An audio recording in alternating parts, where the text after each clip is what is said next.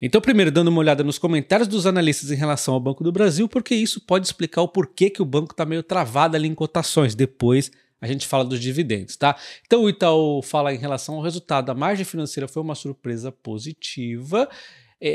Teve aqui uma dificuldade em relação à menor Selic, né, caindo e tudo mais, atrapalhando ali os spreads. E a corretora lembra que o resultado poderia ter sido pior se não fosse a margem com o cliente, que foi muito ajudada ali pelo Banco Patagônia, que está performando muito bem ali na Argentina.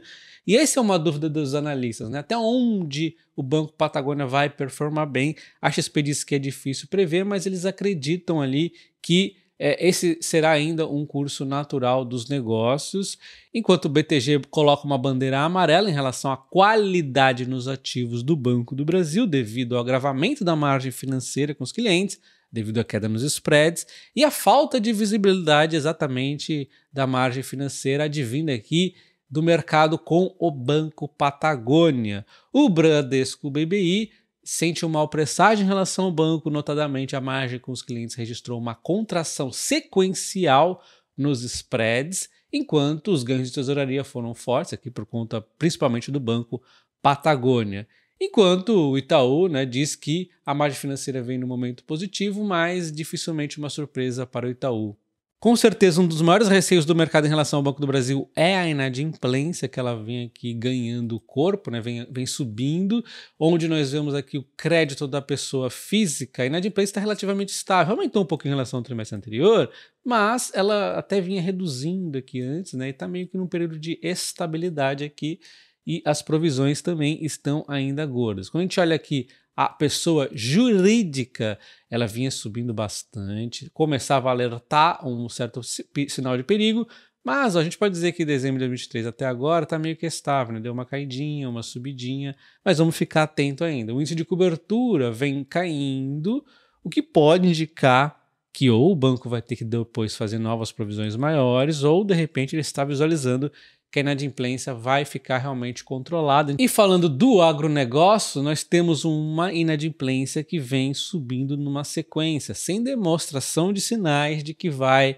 dar uma tranquilizada ainda, né? A gente vê que o índice de cobertura do agronegócio ela vinha reduzindo bastante e finalmente o banco então aumenta as provisões aqui, mesmo com a inadimplência subindo, a provisão aumentou o suficiente para aumentar a cobertura, e é por isso provavelmente que o banco ali acabou aumentando o guidance de provisão para o ano. A gente vê que as provisões do Banco do Brasil devem ficar mais fortes neste ano. Porém, a Genial nos lembra um ponto que eu já havia comentado com vocês na época do resultado, que é o plano safra, que atrasou, e isso com certeza acaba atrapalhando um pouco tanto o crescimento do banco, como também a questão da inadimplência. Então eles comentam o seguinte: eles acreditam que a inadimplência deve melhorar nos próximos trimestres com o lançamento do plano safra, fazendo com que os produtores em atrasos fiquem em dia para aproveitar o novo ciclo de crédito. Então, com certeza, essa é um ponto, né? O pessoal vai correr ali para pagar em dia, para aproveitar o novo ciclo do Plano Safra.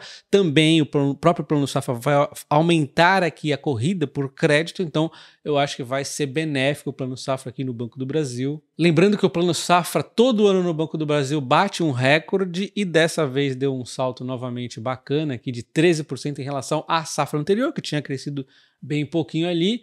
Então, nós temos aqui uma sequência de recordes no Plano Safra no Banco do Brasil, que vai fazendo o Banco do Brasil caminhar junto com o crescimento do agro no Brasil.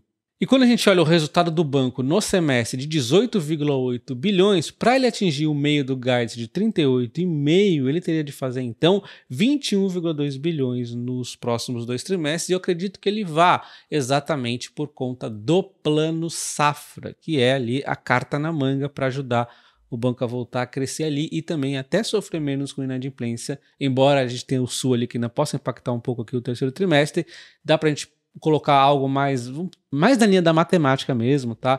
Um crescimento ali, por exemplo, para 10,2 bilhões no terceiro trimestre, 11 bilhões no quarto trimestre, ele conseguiria ali fazer o meio do guidance, né? Se ele manter este nível de lucros, ele faria apenas 37,6 bilhões, ainda assim dentro do guidance, mas eu acredito em pelo menos o meio do guidance. Então, resumindo um pouco o banco, nós temos a margem financeira bruta de 7 a 11, o banco atualizando o guidance para 10 a 13, ele espera fazer margens financeiras brutas maiores, inclusive com um pouco aqui de ajuda do Banco Patagônia, mas não é só isso, nós temos a carteira de crédito do banco crescendo bastante, 11,5, que está próximo aqui do topo do guidance do banco. Ele manteve o guidance, mas talvez ele tenha sido cauteloso, porque o setor do agronegócio está acima do guidance e temos o plano safra que pode ajudar de repente a ele superar um pouco aqui as estimativas.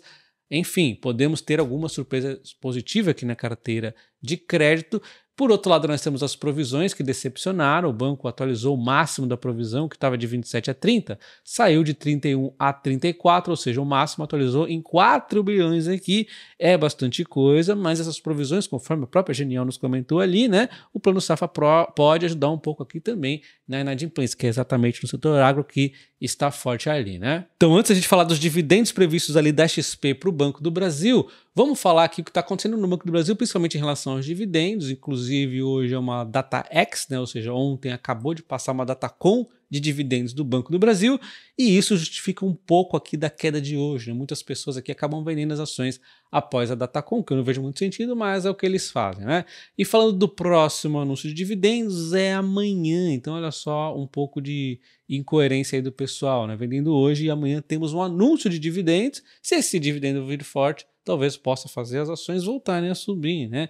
Inclusive a Datacom será dia 11/9, é o próximo dividendo aqui do Banco do Brasil. Mas o anúncio acontece amanhã e quando tem uma surpresa positiva em relação a dividendos, normalmente sobe com o anúncio, né? Por isso que nós temos ali o MDI do Barsi, o mapa do dividendo inteligente. Bom, de qualquer forma, o Banco do Brasil já anunciou 1,34 de dividendos no ano e para ele chegar ali na meta do guidance, seria então no meio do guidance 3,2 de dividendos, então o Banco do Brasil já pagou 1,34, faltariam então 1,68, ou seja, 6% de dividendo está faltando o Banco do Brasil pagar até ali, ó, dia 19/2 de 2025, né? O último anúncio, na verdade, em termos de Datacom, é 11/3 de 2025. E a XP acredita em dividendos de 13,9 para o Banco do Brasil em 2024. Nós vamos ver aqui o quanto faltaria então de dividendos para o Banco do Brasil para atingir esses 3,4 no ano, tá? A XP então recomenda a compra do Banco do Brasil com preço justo de R$ 36,50. Eles foram surpreendidos positivamente com o resultado, puxado aqui um pouco pelo Banco Patagônia, conforme nós já vimos, né, que acabou contribuindo então para um crescimento NI de 12% no ano, ficando 2% acima das estimativas da XP. Pela previsão da XP aqui do dia 18/9, eles esperam dividendo do Banco do Brasil de 13% no ano de 2024. Isso é o preço que eles estavam considerando de 28,40, atualizando ao preço atual de cerca de 28, está oscilando um pouco ali, né? Dá 13,2% de yield em 2024. Esses 13,2% de yield estão equivalendo a 3,69 por ação. Baseado nisso, a gente consegue ver o quanto que faltaria então pagar ao Banco do Brasil de dividendos, baseado aqui nos números da XP, tá? Mas continuando aqui, olhando, nós temos 13% do Banco do Brasil, 4,4% no Bradesco, 3% no Santander e 6,7% no Itaú. Então, o Banco do Brasil é disparado o maior dividendo aqui do ano de bancos, né? E aí no ano seguinte, inclusive, tem uma queda de dividendos no Banco do Brasil, os outros têm uma alta nos dividendos, porém ainda assim o Banco do Brasil seria o líder em dividendos em 2025, segundo as projeções da XP. Bom, não ficou claro se eles estão considerando o ano de pagamento de dividendos ou de Datacom, né? Eu vou fazer uma estimativa baseada em Datacom para ver quanto então que o Banco do Brasil faltaria a pagar.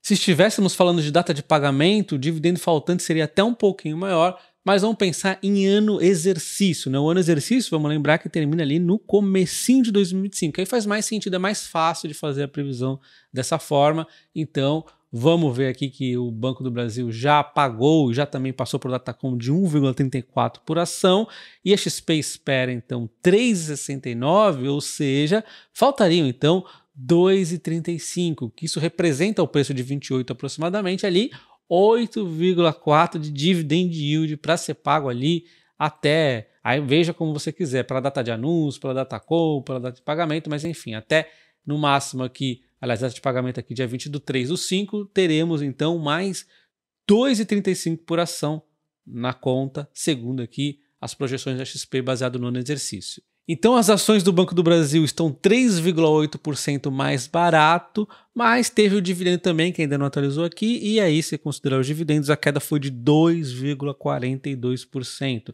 Ainda assim, uma queda considerável, né? A gente vê que o Banco do Brasil ficou por um período aqui de lateralização, um zigue-zague nos fundos, ameaçou uma forte recuperação, com o cenário macro melhorando, com o próprio resultado dando uma impulsionada, e aí tem essa realização aqui, um pouco de queda aqui recentemente.